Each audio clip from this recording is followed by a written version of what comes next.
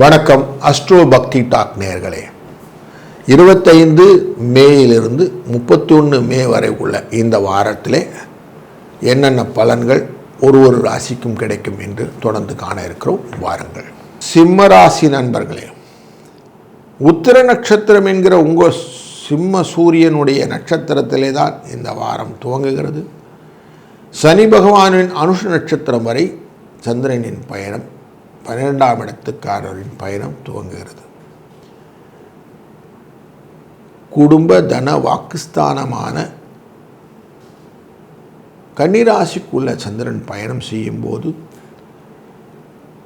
சனி பகவானின் பார்வை இருப்பதனாலே காரியங்கள் மெதுவாக நடப்பதும் சில நேர்மையான காரியங்கள் வெற்றியை தருவதும் உண்டு.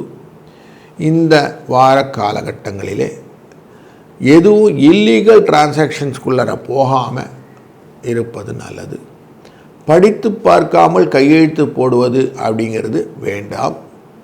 எந்த விதமான ஜாமீன் கையெழுத்து போடுவதும் வேண்டாம். டாக்குமெண்ட்ஸ் எல்லாத்தையும் ஒரு தடவைக்கு 4 வாட்டி பார்த்த பிறகு நீங்கள் மெயில் அனுப்புகிறதா இருந்தாலும் சரி, கம்யூனிகேஷன் இன்பிட்வீன் உங்கள் ஐஎம்ஓன்னு சொல்லக்கூடிய இன்டர் ஆஃபீஸ் மெமோவில் கூட இந்த விஷயத்தை பயன்படுத்தி கொள்ளுங்கள்.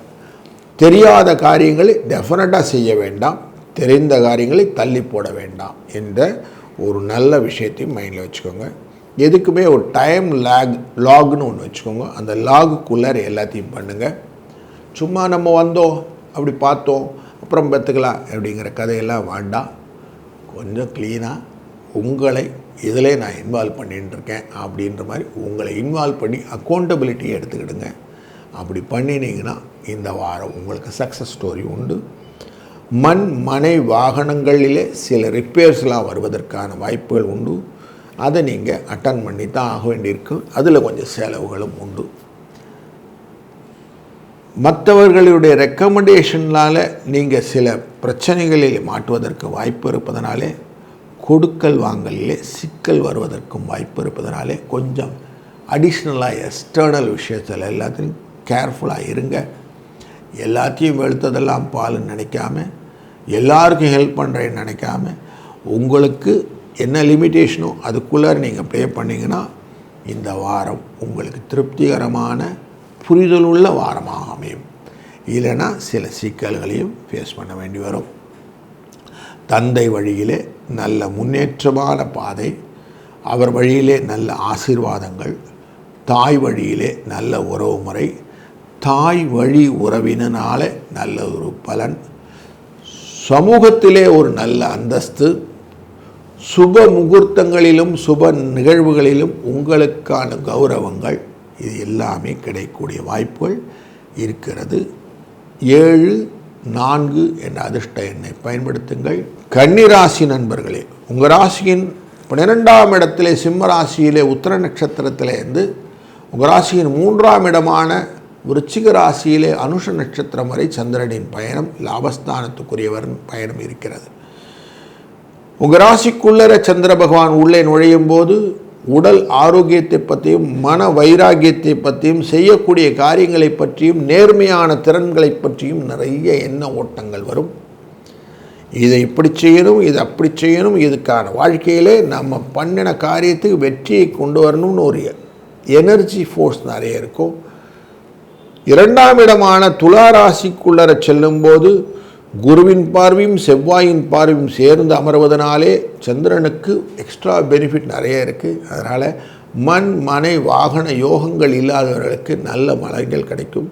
குழந்தைகள் படிப்பு விஷயத்திலும் கல்வி நிலையிலும் அவர்கள் மேலே பண்ணக்கூடிய இன்வெஸ்ட்மெண்ட் ரிலேட்டட்லையும் நல்ல இம்ப்ரூவ்மெண்ட்ஸ் எல்லாம் கிடைக்க ஆரம்பிக்கும்.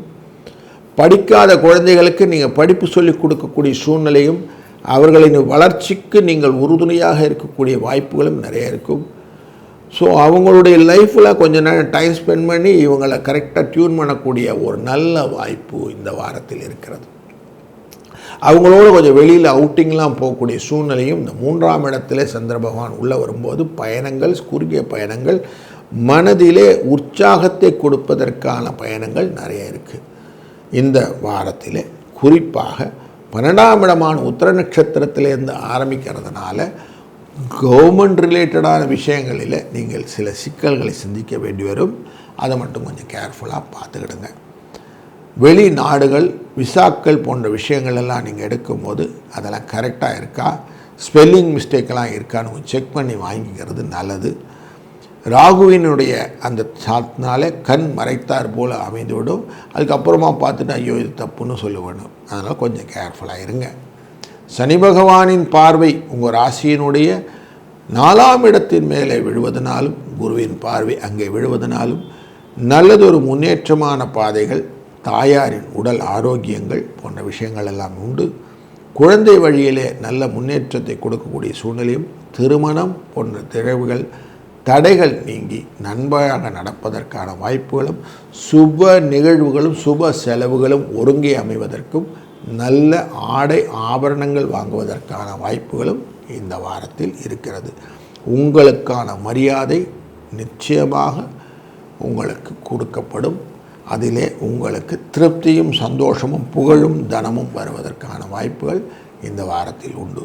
நிறைய இடத்துல உங்களுக்கு gift கிடைக்கிறதுக்கான வாய்ப்பும், உங்களுக்கான ரெகக்னிஷன் கௌரவம் கிடைப்பதற்கான வாய்ப்புகளும் இருப்பதனாலே கொஞ்சம் உங்களை அதுக்கேற்ற மாதிரி டியூன் பண்ணிக்கோங்க.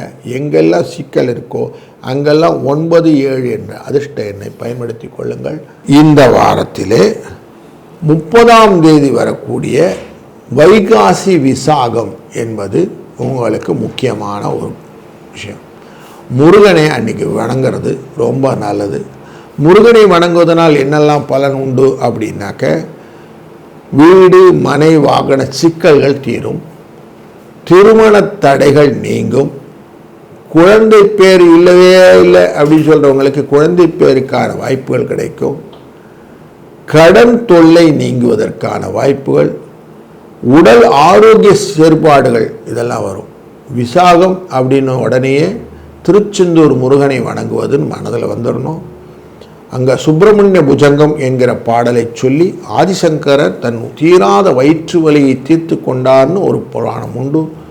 அப்படி நமக்கு அத்தனை விதமான சிக்கல்களும், பில்லி சூன்யம் போன்ற சிக்கல்களையும் தீர்ப்பதற்கு இந்த விசாகம் வரப்பிரசாதம். அதனாலே இந்த வைகாசி விசாகத்தை நீங்கள் அனைவரும் பயன்படுத்தி கொள்வதும் நல்லது. அதுபோல் இந்த மாதத்திலே 31ஆம் தேதி அனுஷ நட்சத்திரம் அன்று காஞ்சி மாமுனியின் ஜெயந்தி விழா அன்று உண்டு.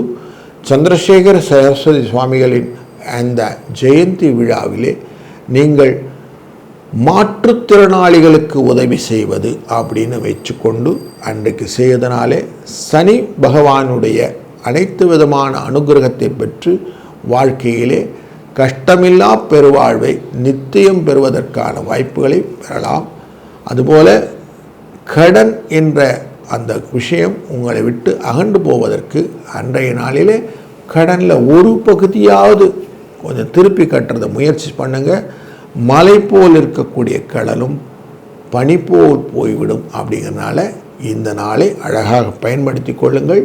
உங்களுக்கு வாழ்க்கையிலே சுபிட்சம் கொடுக்கக்கூடிய வாரமாக இந்த வாரம் அமையட்டும். வாழ்க வளத்துடன்.